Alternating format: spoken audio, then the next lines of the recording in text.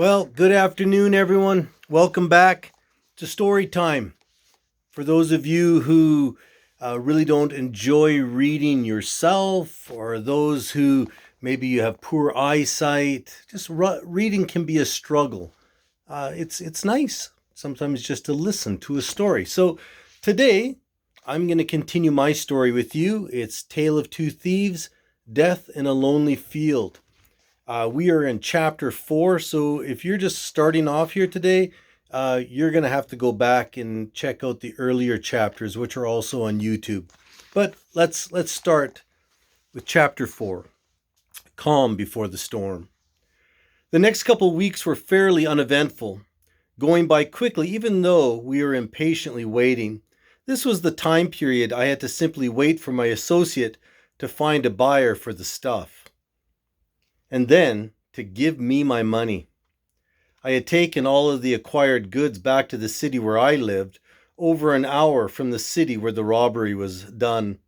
Amazingly, even with this distance between me and the crime scene, Mr. Paranoia found me with relative ease.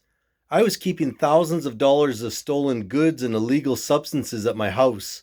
Fear of the police, or of people even more frightening than the police, coming and finding the stolen treasures plagued my peace. I was constantly disturbed by the sounds that normal people hear and ignore. Every time I heard a siren, I tensed, moving towards the door, ready to grab my shoes in case a sudden emergency sprint down the back alley was needed. During this 2-week period, I picked up one of the few respectable jobs I had ever had, even though it was only temporary. A friend of mine was headed off to the States to get married and asked if I would take over his business while he was out of the country.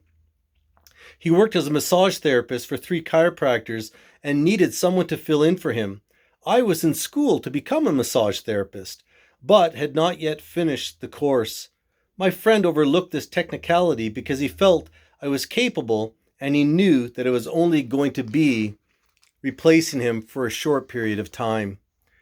This job opportunity was a blessing because it kept me very busy, working in a professional atmosphere, relating to people in a pleasant, helpful way. This was something alien to me at this time in my life. Usually, my interaction with others was not the pleasant, helpful kind.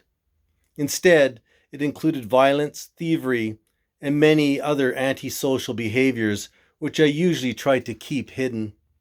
During that time, I made myself a respectable hypocrite mask, carefully painted with a big smile, politeness, and honesty in its features.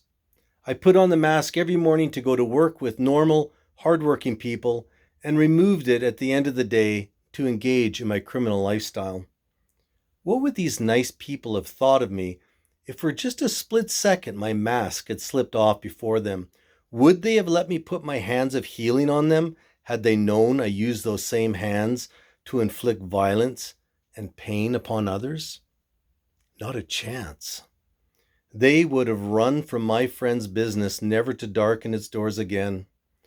On my last day at work, just when my actor's mask was starting to fit fairly comfortably, I was blindsided with a sucker punch that sent the normal nice guy mask flying off my face. It was Tuesday, and the business was only open until noon.